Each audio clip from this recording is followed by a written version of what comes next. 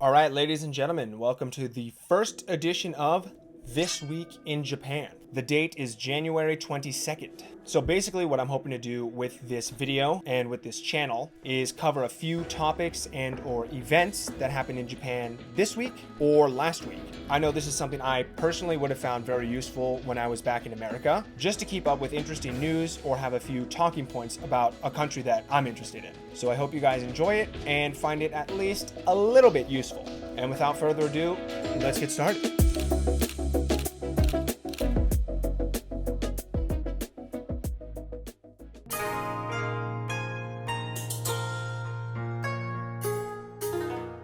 All right, starting it off hot with some of the biggest news of this week and maybe even the year thus far. The Japanese government just announced their intention to ease the status of COVID-19 under the Infectious Disease and Control Law.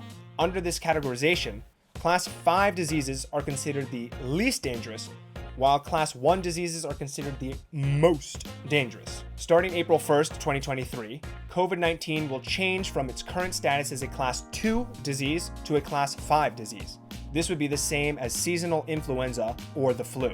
This decision was officially announced on January 18th by government officials, and in conjunction with this change in classification, the government plans to make it unnecessary in principle for people to wear masks indoors. Up until this point and for the past 3 years, while masks have never been mandated, they are highly recommended by the government.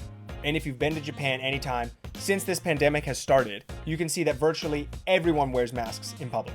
The only groups that will still be recommended to wear masks are those who are visibly showing symptoms of COVID-19, the elderly, as well as those with underlying health and or medical conditions.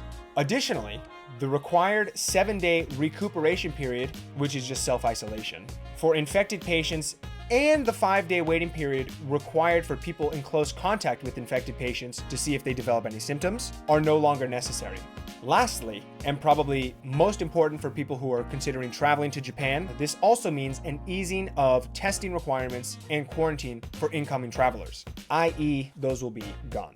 So it looks like starting April 1st, Japan is going to adopt a policy very similar to that of the US and Europe when it comes to COVID.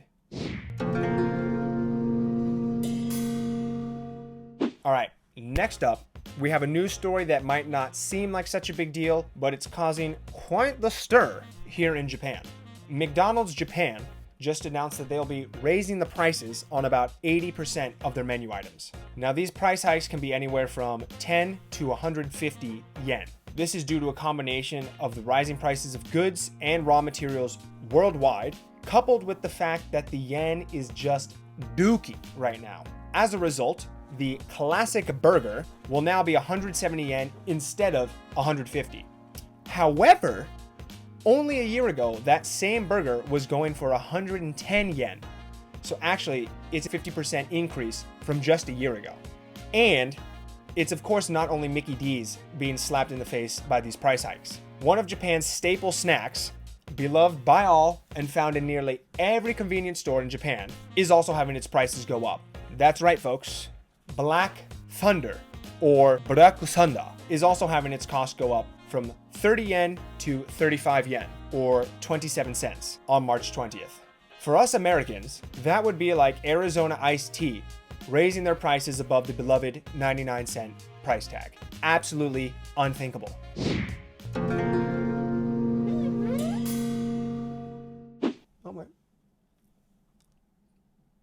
All right, next up is a story, or rather an update, about the sperm whale that wandered into the Osaka Bay sometime early this month. It was first spotted near the mouth of the Yodo River and was quickly given the name Yodo-chan by people on social media. And this thing has been all over TV and all over Japanese Twitter for about 3 weeks.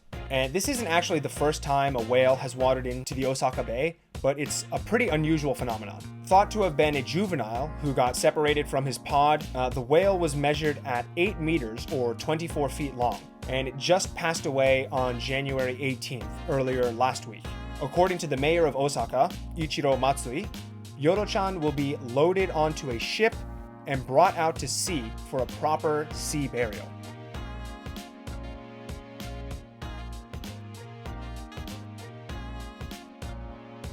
Basically the same thing the Vikings did.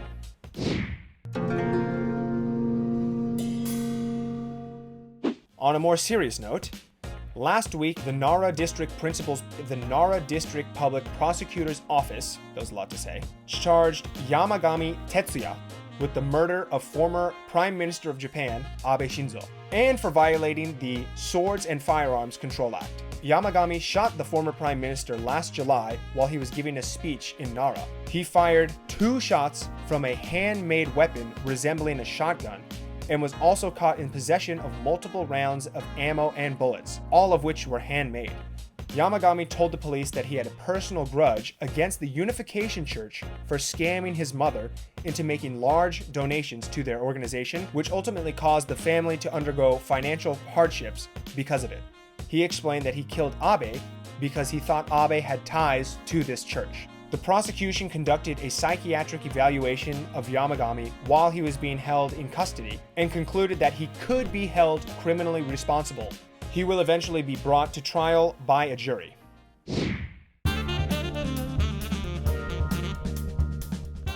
Alright, last up, I have one big event that you all should know about, and that is the Sapporo Snow Festival in Hokkaido.